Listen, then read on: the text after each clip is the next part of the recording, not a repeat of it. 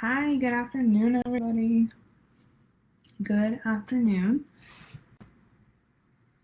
Oh, I have never done a live from my desktop, so this is a little bit different. I'm trying to make sure everything is set up correctly. Yeah, hello. If you are on this live, you're learning about reverse calendaring, or the reverse calendar method. It is a kind of like a project management strategy, or just like a planning tool. Give me one quick second and we'll get started. I know people like to get started right away, and so I want to honor that. If you kind of see me like looking over, I have like a little presentation that I'm kind of going off of. I was gonna screen share it, but it kind of, I was testing it out and it was like glitching and not really working that well. So I'll make sure that I post it probably in the files so you guys can see it. But yeah, if I like look like I'm looking off, that's why. Yeah. And I thought it would be a little bit more authentic to see someone's face than just a computer screen. Ignore the background. I probably shouldn't have brought it up, but ignore it. I didn't have time to clean up before coming on. I just moved into this apartment. Well, now it's been about a month, but I still haven't actually like put everything away, so it's a hot mess. Anyhow, if you're on this live, if you're watching the replay, whenever it is, this live is all about reverse calendaring, or the reverse calendar method, which is just a method of planning. It's what I use in teaching, baking for business, everything. So I wanted to take some time and share it with all of you. While we're getting started, if you want to tell me a little bit about yourself, how long you've been in business, where you're located. A question that I have for all of you is, how do you plan currently? Do you use a digital planner, a digital software of some sort? Do you use paper? What is your preferred method of planning? So I would love to know, just to kind of gauge where everybody's at, and I'll tell you a little bit about myself. So I'm kind of hopping between two screens. I'm sorry about that. Anyhow, so I am Jessica Gensel. I own and operate Sprinkled Raspberry Bakery in Glendale, Arizona. And I have been in business for about a year. A year. I just celebrated my 1 year anniversary, if you will, back on Monday. So just been a little over a year. Like I said, I'm in Glendale, Arizona.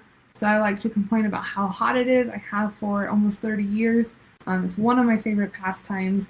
I will fight people on Arizona being hotter than anywhere else. I don't care, humidity, whatever. Just kidding. But yeah. And then I like to plan the old-fashioned way. I use paper, I use pen, I use notebooks. I do have some digital stuff, like I use Asana, but paper is my BFF. And it's just a system I can't break. So we are going to, oh my gosh, that's so exciting, 10 years in business. Yes, paper is, for the holidays, paper is so much easier, Sarah. I completely agree. Thank you for commenting and sharing. While you guys are still doing that, I want to still be able to read where you guys are from and a little bit about you. I'm going to just jump in. The first part of this is kind of boring. I'm just telling you what it is. So what is reverse calendaring?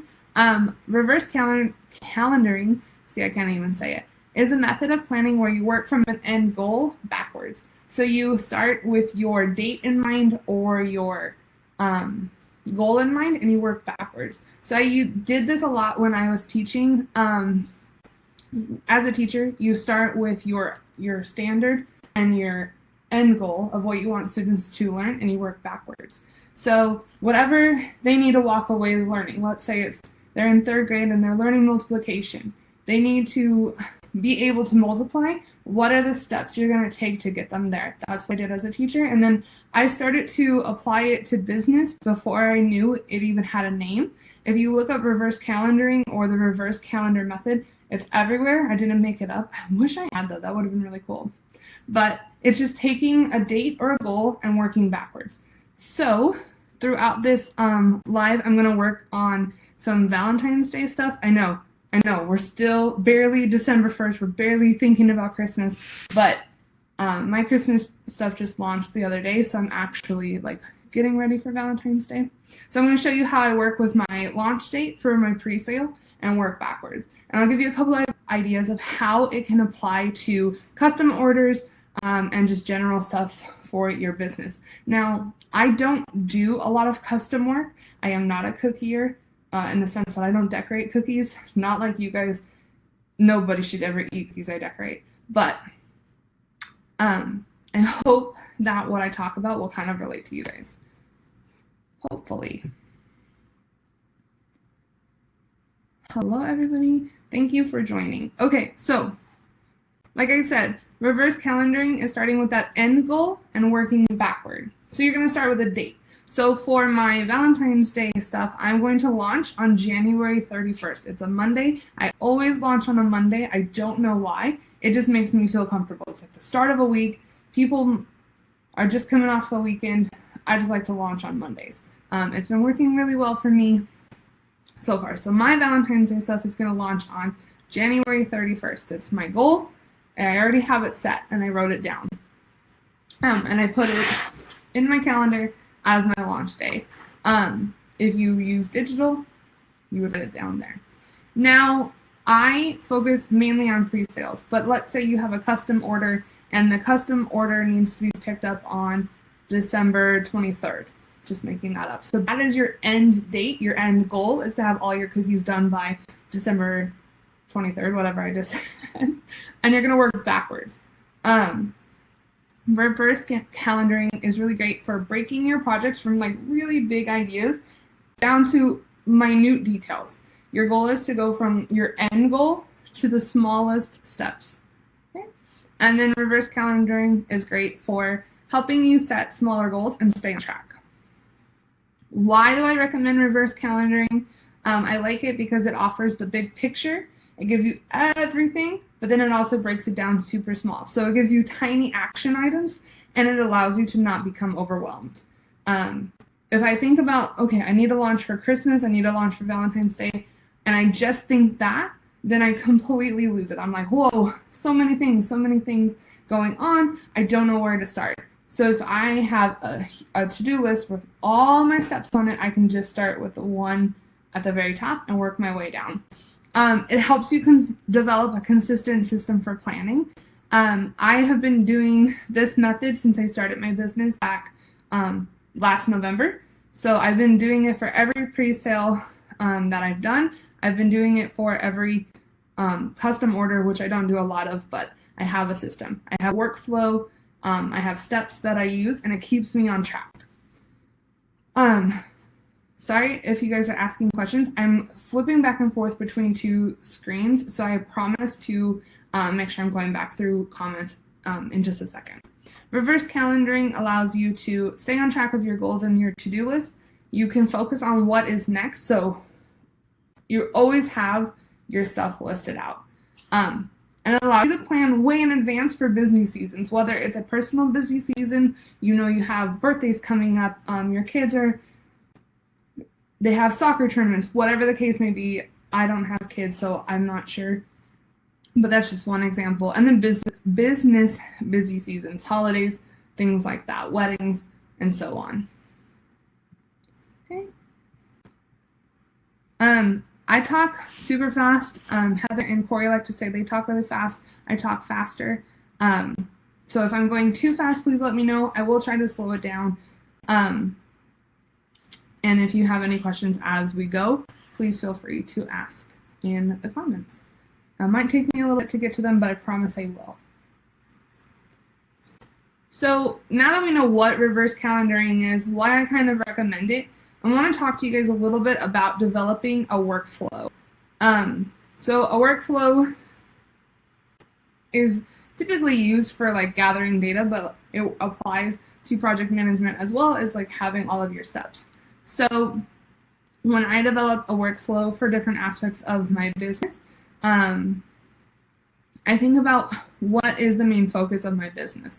So determine what you want to do in your business. If you only do custom cookies, then or even just decorated sugar cookies for pre-sales, whatever it is, then you only need to develop a workflow for that item. And I'll show you what one looks like in a little bit. If you do Max and you do cookies and you do, or sugar cookies and drop cookies and you do Rice Krispie treats and you do dipped pretzels and things like that, you're going to have a workflow for each item. So think about what is the main focus of your business. Determine what you do. If it's 1 item, 10 items, a little bit of everything, whatever it is, think about those items and list them out. So developing a workflow, step 1, determine what you do in your business.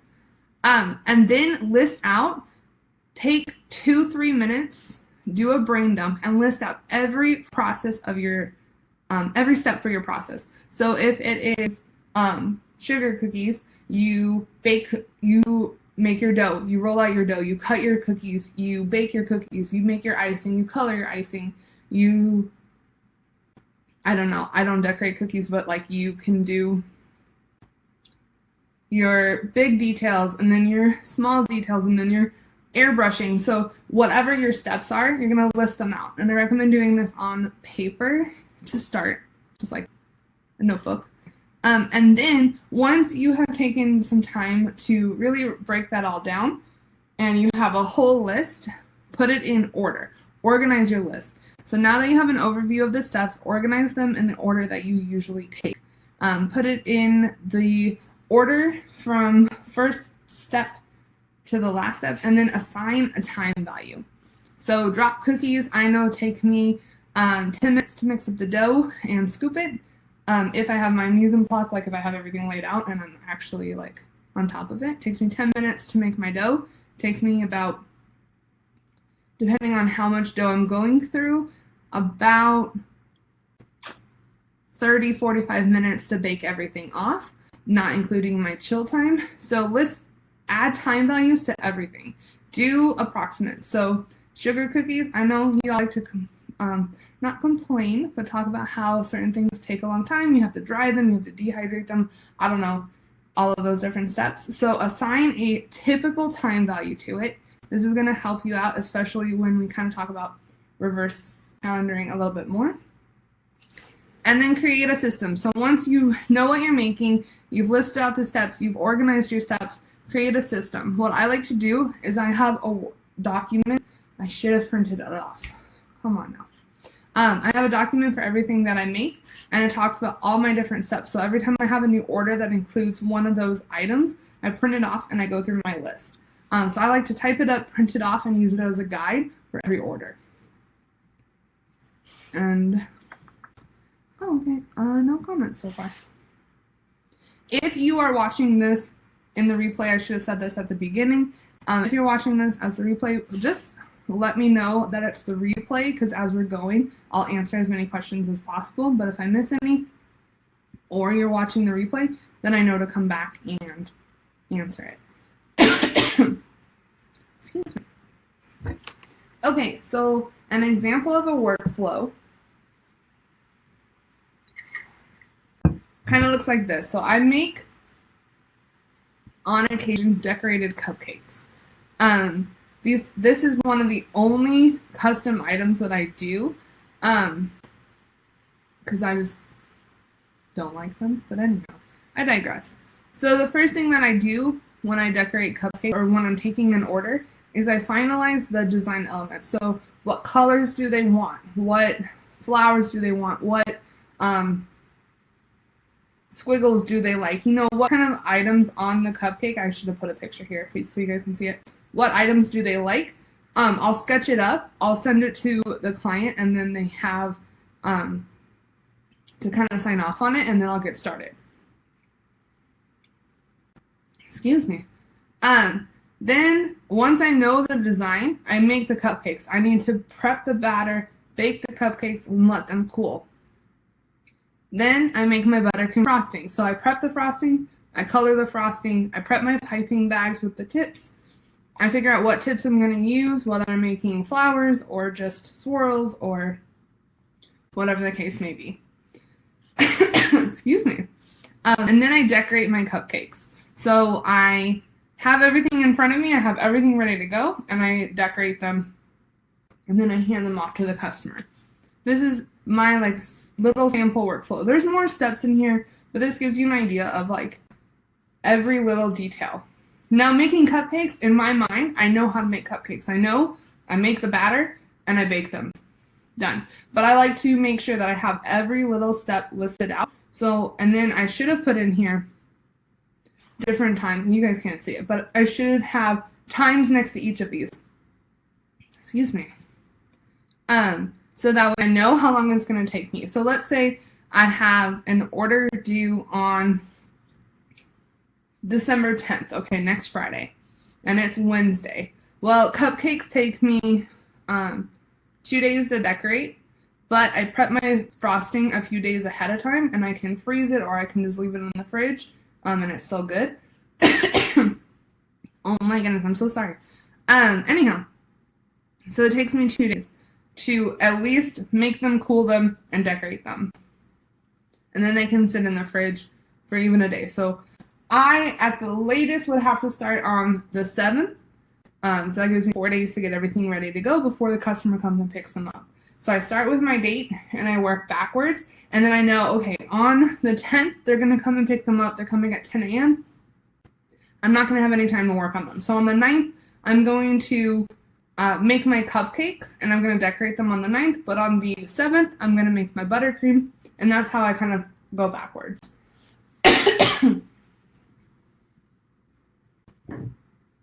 I apparently have not talked this long in a while because I keep choking. I'm so sorry. I feel like I'm missing a step that I wanted to talk about. So, going backwards from the day. So I want to go through my Valentine's Day system with you, or how I'm planning for my Valentine's Day. So you guys can kind of get an idea. So Valentine's Day, we all know, is February 14th. My pickups will be the 13th, which is that Sunday, and I'm going to start posting about it 6 weeks before. 6 weeks before just happens to be the 31st of January, so that's my goal. Everything is going to be listed out on the 31st, or posted on Facebook, or I'll start to post on Facebook. So the first thing that I do is I come up with my menu. If you are a sugar cookier and all you do are sugar cookies, you're going to come up, a menu would be your designs, your samples. So my menu, I'm going to have chocolate dipped strawberries. I'm going to have a cookie assortment of a dozen different cookies. I'm going to have red velvet sugar cookies, a hot cocoa bomb variety, and then a treat box of different stuff. I know that these items all are going to have their own post on Facebook. So what am I going to need to do? I'm going to need to make my samples. So making samples includes melting. So for chocolate dipped strawberries, I need to go to the store and I need to get strawberries. I need to get milk chocolate and white chocolate. And then I need to melt my white chocolate, melt my milk chocolate, and then I'm going to dip them, and then I'm going to let them harden. Oh my goodness. In the refrigerator. So that's just me and my chocolate strawberries. Then, once I've made my chocolate strawberries, I need to photograph them. Nobody knows what they look like. You can have an idea in your head, but nobody knows what mine look like. So I'm going to go ahead and plan out my scene of how I want them to look. I'll take my photos. Okay, so I've made my samples. I've taken my photos. I need to edit my photos. So I edit my photos. And then after I edit my photos, I need to post them on Facebook. But I can't just post them on Facebook. I need to actually my gosh, write my copy. After I write my copy and I have my photo, then I can post it on Facebook, right? So there's a series of steps that I need to go through. But I can't just put them on Facebook and say, hey, order now. We all, as members of Sugar Cookie Marketing, have systems. So right now I use Jotform until I finish making my website, which at this point could be probably 3 years from now because I'm very slow. But I know that I want to have a Jotform for them to order. Okay, so I need to make my Jotform. Then I need to make everything else so they can go on my Jotform. And I need to do the same thing. Make my samples, photograph my samples, edit the photographs, put it on my Jotform, make my copy for Facebook or Instagram or both. And I do that for every single one. But now I have all these things that I need to do, and I need to work backwards from the 31st. So you're going to set goals for yourself. So you list it all out. I like paper. You can use whatever you have, whatever you prefer. List it all out. So I know that making chocolate dipped strawberries is going to take me maybe 2 hours. Okay? I can do that. Just thinking ahead.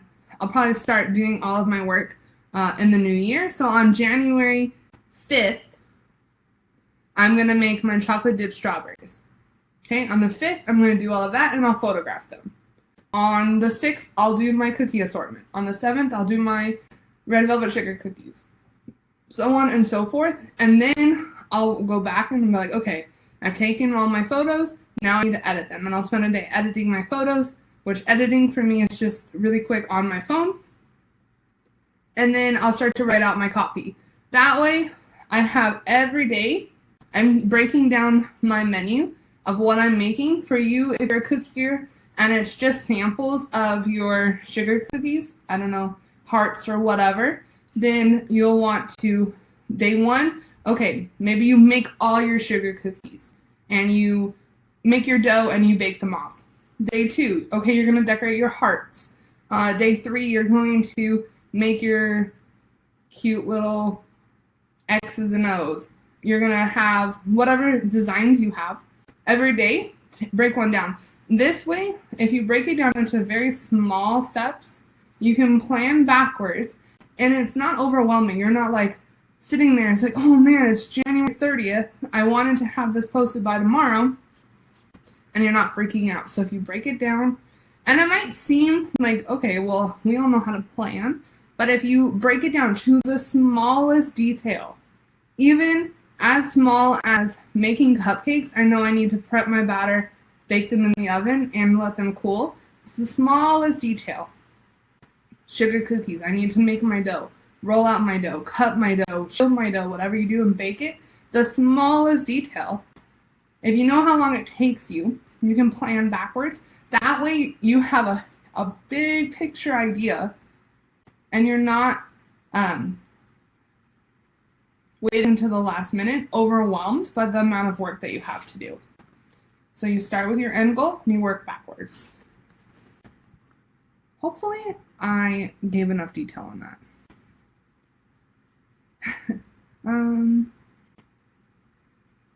Okay, Joyce, I see, sorry, I'm a little bit behind. You said 2 weeks before a question mark. I'm trying to think back to what I was saying. If you could maybe give me a little bit more detail so I can answer your question better. I'm trying to think back to what I said, but we all just listened to me go on a tirade. What motivates me to stick to the plan? I'm not going to lie, it's really hard, Gabriella, because I didn't stick to my plan for Christmas, and I just posted it on Monday, and my plan was to post it at the beginning of November. Oh, okay. I did, you're right. I don't know why I said January 31st. I picked the wrong day. So you can, it depends. I like to go 6 weeks, and so January 31st definitely is not 6 weeks before. That's my bad. I don't even know where I picked that day out of. I had it written down too, so somewhere in the back of my head that was right. It's definitely not. So February 14th, you go back.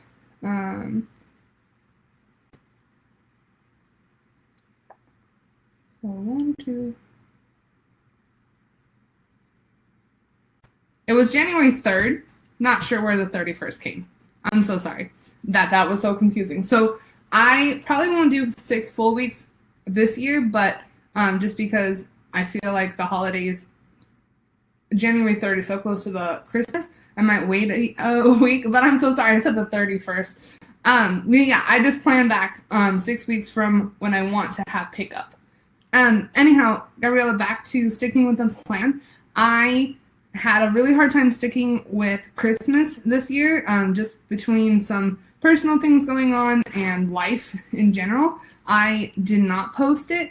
So what I kind of am seeing now is my customers are very used to me posting quite a while ahead of the actual holiday. And so by not posting 6 weeks, they are not as, I guess, they're not as motivated to shop right now. I don't know what it is. Like, I haven't had any pre-sales. Granted, I just launched 2 days ago, so I'm going to give it time. Obviously, I'm not panicked yet.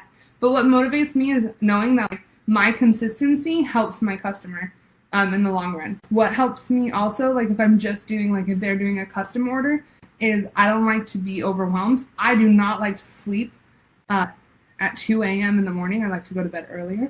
So having a plan, and if you make, and I'm going to post this in the files, I think it will go in the files if I need to upload a PDF. I'm pretty sure it's the files for the group. I'll post my presentation and like a little sample workflow, and I just have a system that helps me out because I don't like to be overwhelmed. If I get overwhelmed, I'll just shut down. So that's kind of my motivation. Yeah, so you can use for planning. I write it all down in like a basic notebook, but you can use Asana. Asana is great. I know that there's a couple, at least one, if not more, lives already in the group if you go to past events where they talk about Asana. Asana is great. Heather talks about Asana a lot. I know she really likes it. I just started using it, so I'm not as familiar with it, but I think that that's a great digital program. But I just write everything down on paper because I'm old school, and that's just what works for me. I feel like there was so much more detail that I wanted to go into. I'm going to do a write-up on this as well. I made like a whole presentation, but I talk a million miles a minute, and I went through everything. So if you guys have any more questions, I am always overwhelmed. Yeah, I can agree with that. I'm always overwhelmed, but I try to let my baking business not get too overwhelming. This kind of helps. If you get into a flow, it kind of helps. It definitely takes time though. But I will do like a little write-up on it, and I will answer any questions if you guys are watching the replay. I feel like I just went way too fast through everything. For those of you who are on right now, do you have any questions before I say goodbye and we'll log off? And then, like I said, I'll post everything into the group.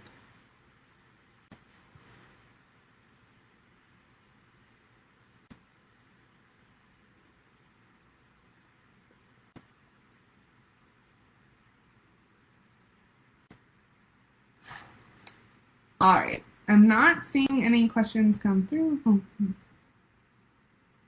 Yes, of course I will. I think that having like a visual will help a lot more than, I was gonna screen share, but the screen share was messing up. I think that would have made this live a little bit better. Well, hopefully you guys got something out of it in the 30 minutes that I just talked to you. But yeah, have a great, so I'm gonna say goodbye. Have a great holiday season. I hope that you sell out and you sell tons of cookies and that you don't get overwhelmed. Like I said, I'll post everything into the group, just a quick write-up, so hopefully that also helps. But yeah, have a great rest of your day, guys. Bye.